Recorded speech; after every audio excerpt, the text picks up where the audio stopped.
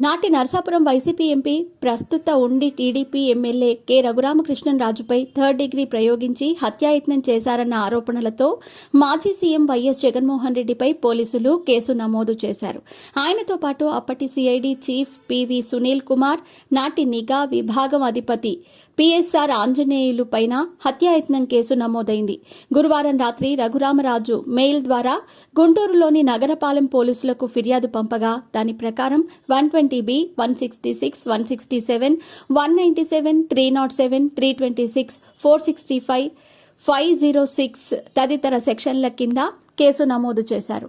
ఇందులో A1గా సునీల్ కుమార్, A2గా పి సీతారామాంజనేయులు, A3గా జగన్, A4గా అప్పటి సిఐడి అదనపు ఎస్పీ కె విజయపాల్, A5గా నాటి గుంటూరు ప్రభుత్వ ఆసుపత్రి జీజీహెచ్ సూపరింటెండెంట్ ప్రతిభావతిలను పేర్కొన్నారు.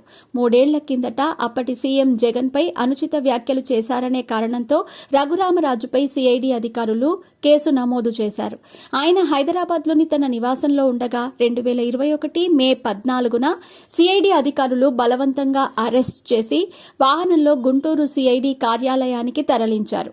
ఆయన్ను హైదరాబాద్లోని స్థానిక మెజిస్ట్రేట్ ముందు హాజరుపరచలేదు. కనీసం ట్రాన్సిట్ వారెంట్ కూడా తీసుకోలేదు. అర్ధరాత్రి 11:30 గంటల సమయంలో నేరుగా గుంటూరు మెడికల్ కళాశాల వెనుక ఉన్న సిఐడి ప్రాంతీయ కార్యాలయానికి తరలించారు. అప్పటి CID chief Sunil Kumar, intelligence DG Seetharamanjaneyulu అక్కడకు వచ్చి తనపై హత్యాయత్నం చేయించారని రఘురామరాజు తాజాగా ఫిర్యాదు చేశారు. ఆ రోజు రాత్రి సిఐడి కార్యాలయంలో తనపై థర్డ్ డిగ్రీ ప్రయోగించారని, తనకు బైపాస్ సర్జరీ జరిగిందని చెప్పినా వినిపించుకోకుండా తన గుండెలపై కూర్చొని ఒత్తిడి పెంచాలని, లాఠీలతో కొట్టి చంపాలని ప్రయత్నించారని అందులో పేర్కొన్నారు. సీఎం జగన్మోహన్ రెడ్డి ఆదేశాలతో రబ్బరు బెల్ట్తో, లాఠీలతో తనపై విచక్షణారహితంగా దాడి చేసి కొట్టారని, కనీసం తనకు మందులు వేసుకునే అవకాశం కూడా ఇవ్వలేదని తెలిపారు. అనంతరం తన వద్ద నుంచే సెల్ ఫోన్ను బలవంతంగా గుంజుకొని పాస్వర్డ్ చెప్పే వరకు కొట్టారని వెల్లడించారు. అంతేకాక సీఎం జగన్ను విమర్శిస్తే చంపేస్తానని సునీల్ కుమార్ తనను హెచ్చరించారని తెలిపారు. మర్నాడు తనను వైద్య పరీక్షలకు జీజీహెచ్కి తరలించగా అప్పటి ఆసుపత్రి సూపరింటెండెంట్ డాక్టర్ ప్రభావతి పోలీస్ అధికారుల సూచన మేరకు తప్పుడు సర్టిఫికెట్ జారీ చేశారని, తన శరీరంపై ఎటువంటి దెబ్బలు లేవని, ఎటువంటి సంఘటన జరగలేదన్నట్లుగా ఆమె తప్పుడు నివేదిక అందించారని పేర్కొన్నారు. వైద్య పరీక్షల అనంతరం రఘురామను గుంటూరులోని సిఐడి కోర్టులో హాజరుపరిచారు. పోలీసుల దెబ్బలకు నడవలేని స్థితిలో ఉన్న ఆయన కుంటుకుంటూ కోర్టులోకి వెళ్లారు.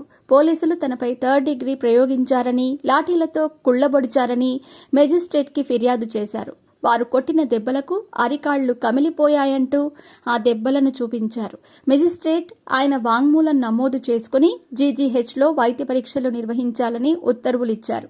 అయితే ప్రభుత్వ వైద్యశాలలో నిర్వహించే పరీక్షలపై నమ్మకం లేదని, తనకు ప్రైవేట్ ఆసుపత్రిలో పరీక్షలు చేయించాలని కోరుతూ రఘురామ హైకోర్టును ఆశ్రయించారు. అయితే జీజీహెచ్లో వైద్య పరీక్షల నివేదికను స్థానిక కోర్టుతో పాటు తమకు సీల్డ్ కవర్లో అందించాలని న్యాయస్థానం ఆదేశించింది. అనంతరం రఘురామ సుప్రీంకోర్టును ఆశ్రయించారు. హైదరాబాద్లోని ఆర్మీ ఆసుపత్రిలో చికిత్స చేయించుకోవాలని, వైద్య పరీక్షల నివేదికను సీల్డ్ కవర్లో తమ ముందుంచాలని సర్వోన్నత న్యాయస్థానం ఆదేశించింది. అక్కడ చికిత్స పొందిన అనంతరం ఆయన ఢిల్లీ చేరుకున్నారు. ఆర్మీ ఆసుపత్రి ఇచ్చిన వైద్య నివేదికను సీల్డ్ కవర్లో సుప్రీంకోర్టుకు అందజేశారు. ఒక ఎంపీపైనే హత్యాయత్నం జరిగితే కేసు నమోదు చేసే పరిస్థితి కూడా ఆనాడు రాష్ట్రంలో లేదు. 3 ఏళ్ల తర్వాత ఇప్పుడు జగన్తో పాటు 2 సీనియర్ ఐపీఎస్ అధికారులపై హత్యాయత్నం కేసు నమోదు కావటం సంచలనంగా మారింది. తెలుగు రాష్ట్రాల్లో ఇది కలకలం రేపుతోంది. సిఐడి కస్టడీలో ఆ రోజు తనను చంపేసేవారేనని ఆనాటి ఘటనను తలుచుకుని రఘురామరాజు పలు సందర్భాల్లో చెప్పారు. రాష్ట్రంలో అడుగు పెడితే చంపేస్తారని, కనీసం సొంత నియోజకవర్గానికి వెళ్లటానికి కూడా భయపడ్డారు. పైగా నరసాపురం నియోజకవర్గంలో ఆయనపై వైసీపీ నేతలు పలు కేసులు నమోదు చేయించారు. అడుగు పెడితే అరెస్ట్ తప్పదని హెచ్చరికలు చేశారు. దీంతో ఆయన ఢిల్లీ, హైదరాబాద్లోనే నివసిస్తూ వచ్చారు. అయినా ఓసారి తాను హైదరాబాద్ నుంచి నరసాపురానికి రైల్లో బయలుదేరారని, తనను చంపడానికి కుట్ర చేశారని తెలుసుకుని మధ్యలోనే రైలు దిగి వెనక్కి వెళ్లిపోయానని ఆయన ఒక సందర్భంలో ప్రకటించారు.